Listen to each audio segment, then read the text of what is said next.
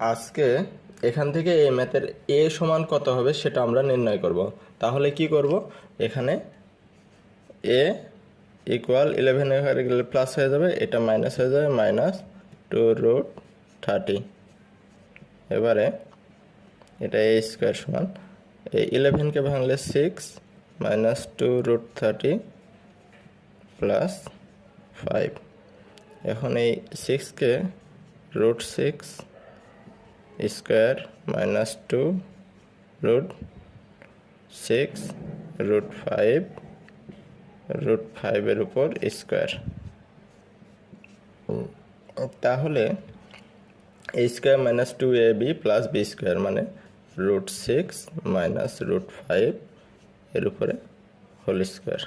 তাহলে a equal উভয় পক্ষে রুট করে দিলে √6 -√5।